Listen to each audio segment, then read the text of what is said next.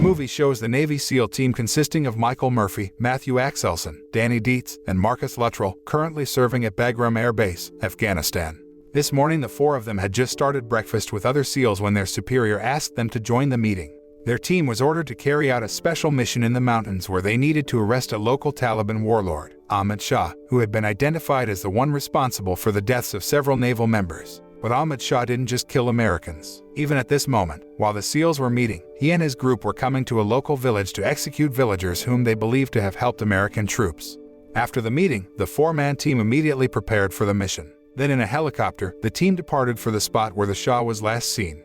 Their journey took a long time, and they arrived at the mountain site the following day when the sun had yet to rise. Although it was still dark, they kept starting their mission. So Michael, Danny, Matthew, and Marcus descended one by one from the helicopter and began moving across the mountains toward their destination. Throughout their journey, Danny consistently reported the location points they had been through on the J-BAD forward operating base so that their condition could constantly be monitored. But as they approached their destination, communication with J-BAD became increasingly difficult. And at the last point, contact with J-BAD was wholly cut off. They found Ahmad Shah, who was with many of his fellow Taliban. Marcus proposed that they snipe their target from the top of the cliff where they were now, but Michael forbade him, reasoning that they still had to wait for further instructions. It was just that the problem was they still had not been able to recover communication with J-BAD. Then Michael instructed the team to remain on standby until their radio could be reconnected with J-BAD. After some time, they did nothing but wait and hide in the bushes. Suddenly, they saw three shepherds approaching their hiding place. Worse, the three shepherds found them, forcing the SEALs to escape hiding and capture them.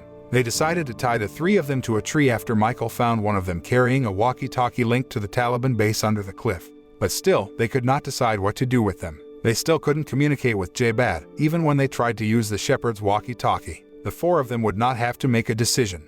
Michael then gave his team three options. First, they release the prisoners and then go to another hill for a better signal. But the risk of this option is that the three shepherds will report their position to the Taliban group, which will surely go right after them. Second, they can let the prisoners stay tied to that tree while they go to the other hill. But if no one finds them one night, they'll most likely die amid the wild beasts that inhabit the forest. And the third option is they can ensure their own safety by killing the three shepherds.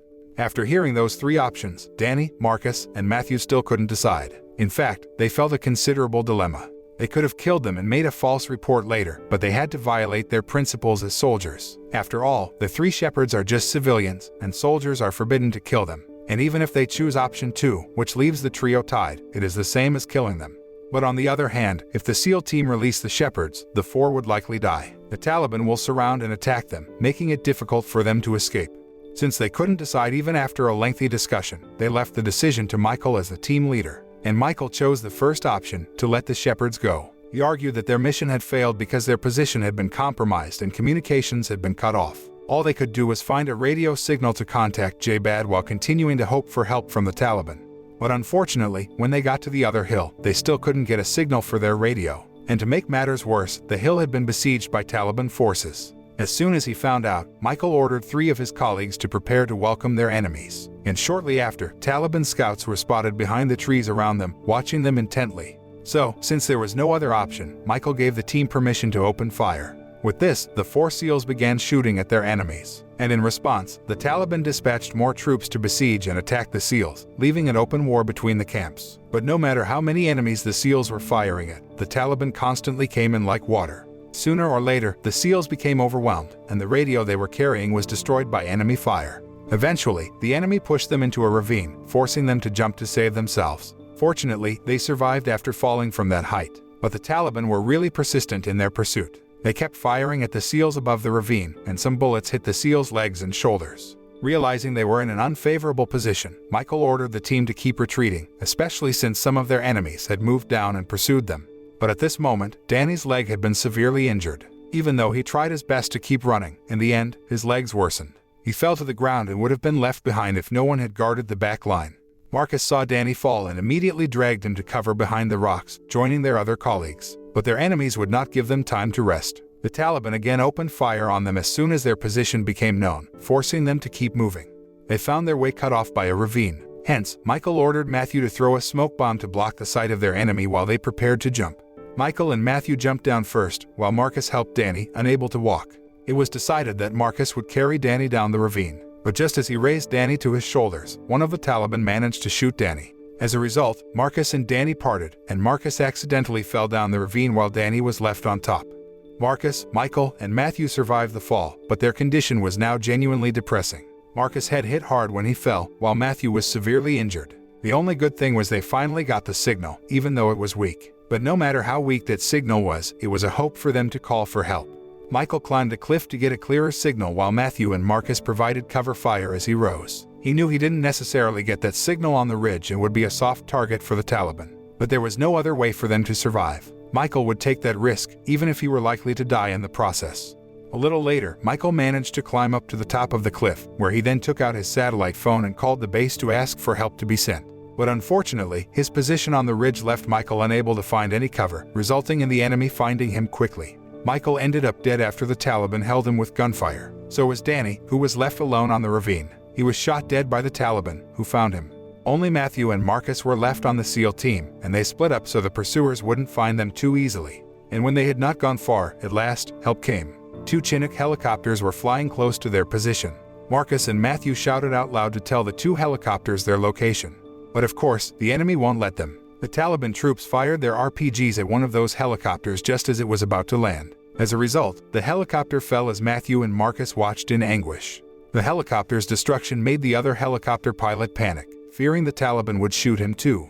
He took the chopper away from the site and left Matthew and Marcus. Even worse, a while later, the Taliban troops found Matthew and immediately surrounded him.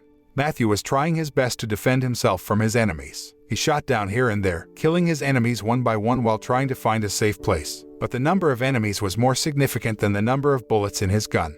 After killing several enemies, the gun finally ran out of bullets, and Matthew could only lean on a tree while the enemy aimed at him. A few seconds later, the enemy pulled the trigger and shot Matthew.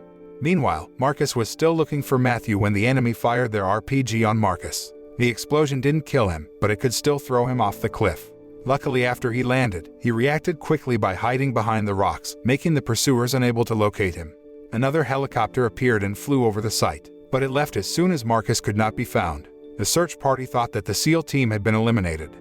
After a night of rest, Marcus returned to walk in search of Matthew, despite his current condition, being seriously injured. A few moments later, he continued combing the forest until finally, he found a small river, much to his delight. After 2 days stuck in Taliban territory, he could return to drinking fresh water. But as he drank and cleaned his wounds, he saw some local villagers standing on the stream's edge. Afraid they'd report him to the Taliban, Marcus immediately pulled out a hand grenade and threatened them. But apparently, they're not affiliated with the Taliban. One of those people, named Mohammed Gulab, even asked Marcus to calm down because the Taliban group would be here any minute. If Marcus continues to scream like that, it will reveal his position. At first, Marcus didn't believe that the villagers would help him, but he soon realized that he had no choice but to trust them. So, he let Gulab and his companions take him to their village. Arriving in the village, Gulab chose to hide Marcus in his house. But at this moment, Marcus still couldn't trust Gulab completely, especially since the other villagers looked at him with suspicious gazes as they walked into Gulab's house. He threatened to blow up the grenade if Gulab dared to betray him. But Gulab patiently kept trying to calm Marcus down before convincing him to trust the villagers because they had no intention of harming him. Marcus finally leaned Gulab, and then he asked Gulab to go to the nearest American base to report his location. That way, Marcus' associates could send help to pick him up.